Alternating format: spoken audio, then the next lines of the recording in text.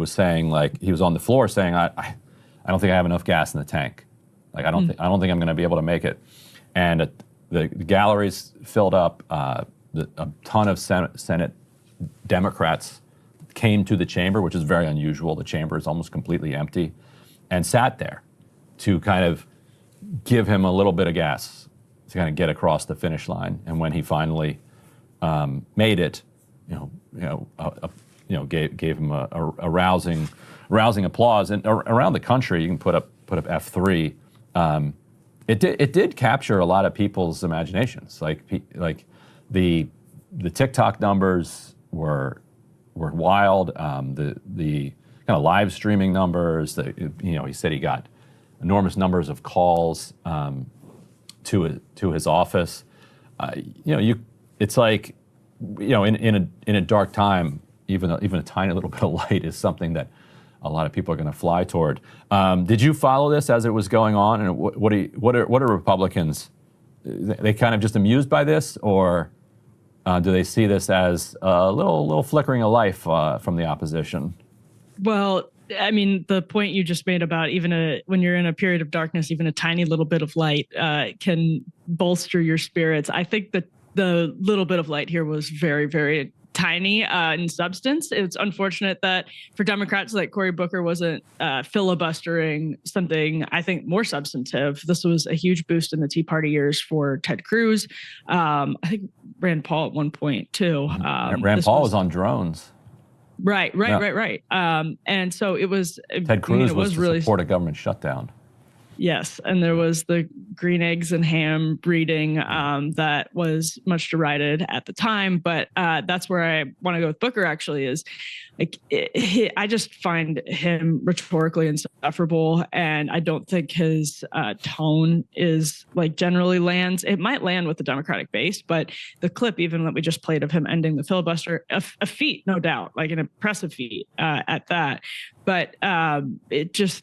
Especially because it's not organized around a substantive policy, what's the right word? A goal, right? Like there wasn't a thought. He wasn't blocking X or shutting down Y. So I just, it's a lot. But at the same time, those numbers that we just showed are really significant. There's an F4. This is just the voicemail numbers. We put this up on the screen.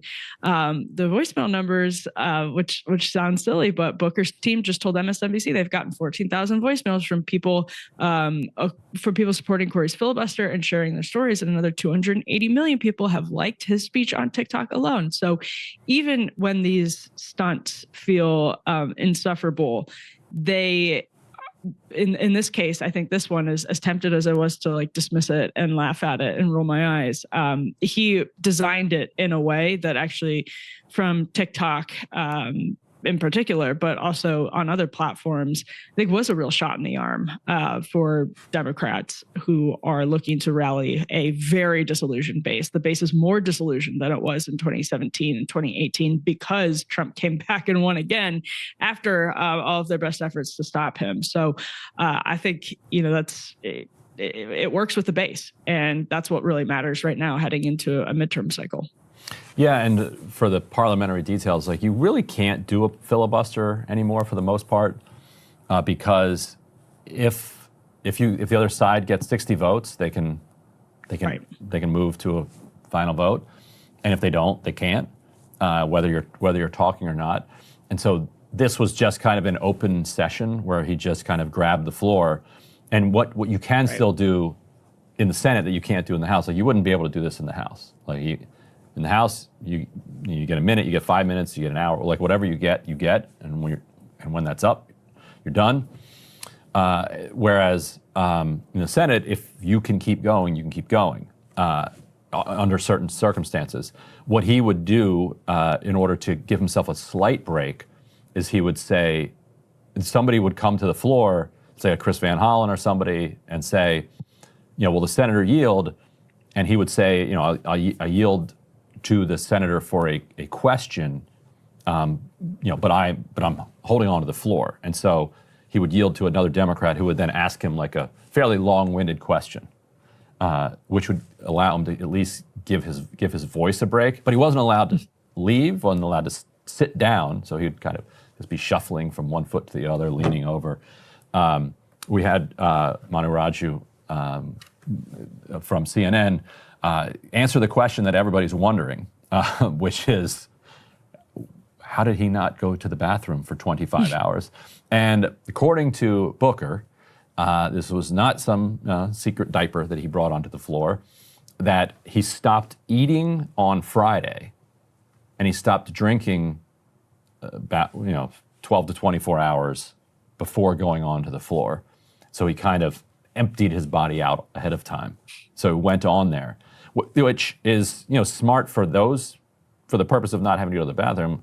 It would also make the stamina much more difficult, to be able to stand there for 25 hours. How long a speech you think you would give on the Senate floor? I mean, this is an impossible question because I would never want to be giving a speech on the Senate floor. What's your answer, Ryan?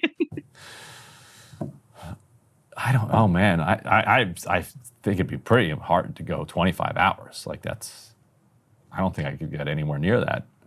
And yet, at the same time, what would I have to say? I mean, I've got maybe a half an hour of stuff to say. Yeah. Well, you can always read Green Eggs and Ham over and over again. Pro tip. Yeah, I don't know. I don't know how many. I guess I could do a few hours. I don't know. Impressive. It's definitely. We should do it. We should do a show where we just go.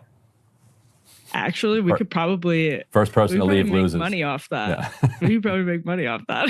Hey, if you liked that video, don't forget to hit the like button and subscribe to Breaking Points. If you want to see the rest of Counterpoints, go to breakingpoints.com to become a premium member and get the full uncut show every morning in your inbox and on Spotify.